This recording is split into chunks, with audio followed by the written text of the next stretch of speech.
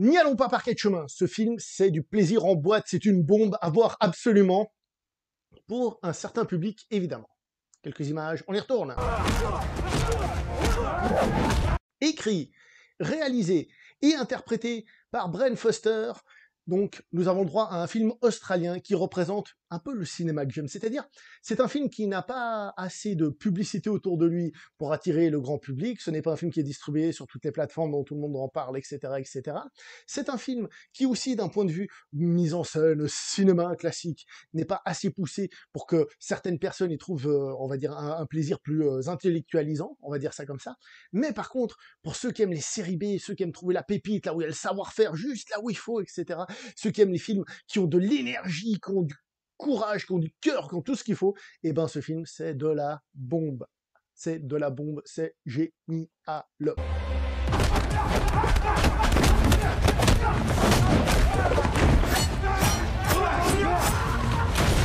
Alors, qu'est-ce que c'est que comme film? C'est un film de castagne, d'arts martiaux, d'accord? Moderne. Hein, donc ça veut dire qu'on est à l'époque du MMA hein, dans la mode, et le film va être dans cette mode un peu MMA. Le personnage est censé être professeur de taekwondo, de kickboxing, muay thai, tout ça se mélange là-dedans, de jiu-jitsu brésilien et donc aussi de grappling, donc de MMA, mais aussi de self-défense. C'est un expert sur les défenses au couteau contre pistolet, et il sait aussi utiliser les armes traditionnelles comme le bâton.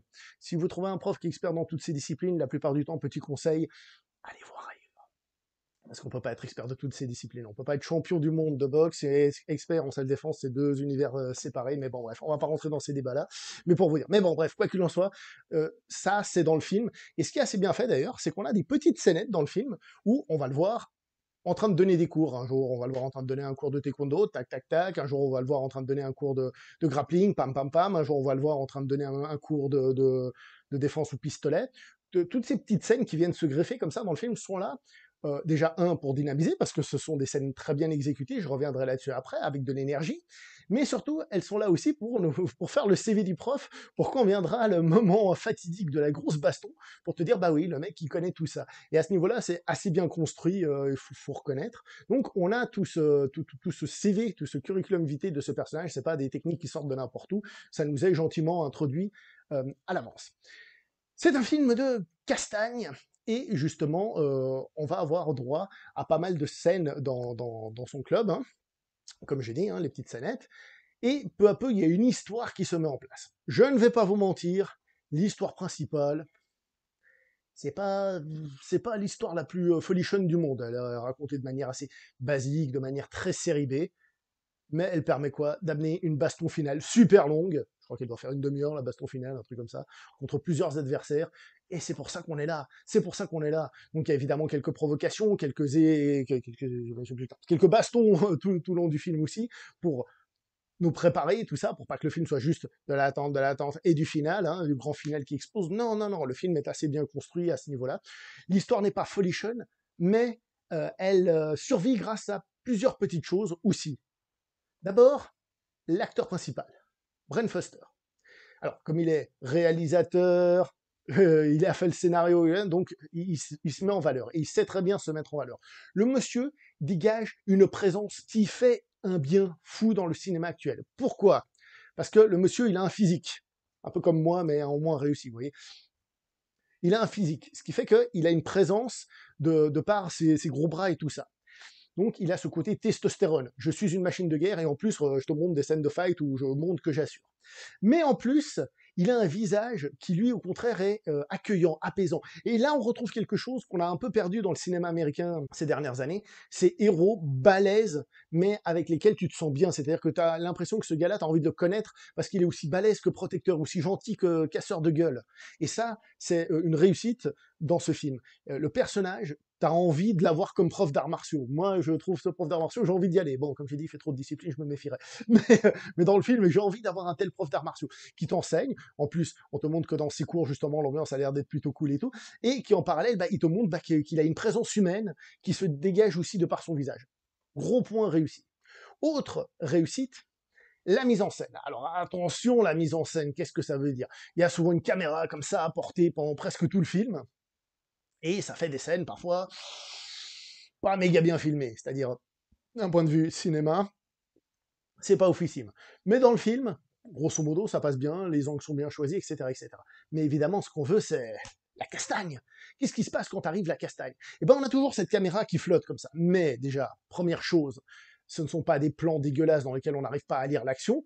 Elle est flottante, elle est là, elle bouge un peu, mais elle n'est pas en train de trembler dans tous les sens, ce qui fait qu'on n'arrive pas à lire ce qui se passe, hein, quand même. Hein. Donc, on arrive à lire les scènes d'action. Il y a relativement pas mal de cuts, mais ils sont très bien exécutés pour que la lecture de la scène d'action soit totalement lisible. Et je dirais même que cette caméra qui bouge permet de combler certains manques. Si on a l'œil, on voit par exemple certains coups, le gars il fait «Ah, mais tu prends un coup, ah, toi, c'est pas très crédible», tu vois, on sent que le coup de coude il y est pas. Parfois on a certains coups de pied évidemment qui passent à côté de la tête, bon ça c'est le bruitage et tout ça qui vient aider, ça c'est dans tous les films. Mais je veux dire, c'est qu'en plus cette mise en scène vient combler certains manques et elle donne beaucoup d'énergie.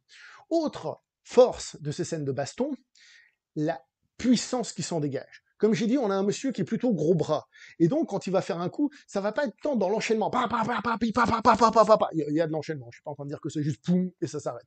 Mais on sent la puissance, les pam, les coups de marteau, pam, pam, pam, pam, pam. Et ça, c'est bien. Et c'est très, très, très bien fait à ce niveau-là.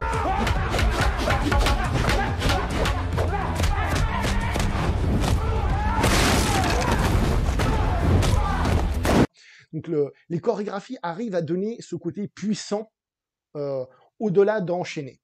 Au niveau des enchaînements, alors c'est assez varié, même si en même temps il y a une certaine répétitivité, surtout sur la scène de fin, où on a l'impression qu'il combat toujours un gars masqué, donc une espèce de répétition qu'il y a là, mais quand même la chorégraphie des scènes de fight est quand même assez variée, pour amener une petite touche.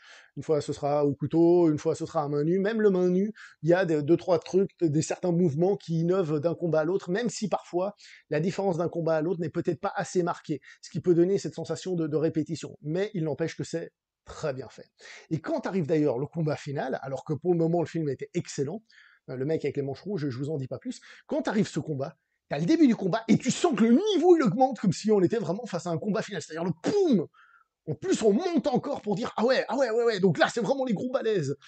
Tu dis waouh, ah ouais, c'est quand même super bien fait. Donc, tu as cette sensation de puissance avec des enchaînements parfois plus simples, mais ça ne veut pas dire qu'il n'y a pas des clés de bras, ça ne veut pas dire qu'il n'y a pas un peu de sol de JJB, donc du jiu-jitsu brésilien, de grappling ou sol. Il y a des projections, enfin, je dis il n'y a pas, on va pas dire qu'il n'y a pas, donc ça veut dire qu'il y a tout ça, des projections, des trucs et des machins. Et à l'arrivée, j'ai envie de dire, mais quel film super cool, je viens de voir. Il dure 2 heures. Peut-être un petit ventre mou au milieu où on essaye un peu plus de développer l'histoire, c'est normal, mais c'est un peu là pour dire bon, on passe à la suite et on se tape dessus. Mais globalement, en tant que film, c'est tout ce qu'on aime. C'est du savoir-faire de film d'action à 100%. Vraiment un film qui dégage tout ce qu'on aime dans ce savoir-faire-là. Et en plus, comme je vous ai dit, pour moi, très important, la présence de l'acteur qui fait qu'on s'attache très facilement à ce personnage. Après, comme j'ai dit, on voit 2-3 ratés, enfin pas des ratés, mais des moins réussites côté coup, hein, mais c'est normal, certains enchaînements sont assez longs et tout. Hein. Et après, si vous voulez, je peux rentrer dans un petit détail technique qui m'a fait un petit peu sourire, c'est le gars est censé être prof de taekwondo, donc on voit faire du taekwondo, le taekwondo donc que des coups de pied, hein, ils font. Ils font aussi des coups de poing dans le taekwondo, et puis des fois on les voit faire des mouvements comme ça, avec des crochets. Je fais, alors, le taekwondo c'est comme le karaté, c'est tout, hein, c'est vachement plus vaste que simplement des coups de pied. Mais on leur voit jamais faire de techniques classiques et tout, tu te dis, il doit faire du taekwondo très américanisé, celui-là. Hein. C'est un peu un Cobra Kai dans l'âme, si vous avez regardé la série, ils font jamais de techniques classiques. Comme quoi, ça doit être coréen. Bref, non, sérieusement, c'est une petite pépite, comme j'ai dit, réservée aux aficionados de cinéma d'action qui trouve sa force là où elle doit être mise, c'est-à-dire dans les scènes d'action, qui perd un peu dans le reste, mais qui arrive quand même à s'en sortir. Franchement, c'est une bonne petite pépite, et je remercie Jonathan Azia qui me l'a envoyé, il m'a dit « Regarde ce film, gars, tu dois le voir, ce film, c'est incroyable, regarde-le ». Et il a raison, et l'Australie continue, cette année, à nous envoyer des grosses patates dans la gueule, qu'il faut voir.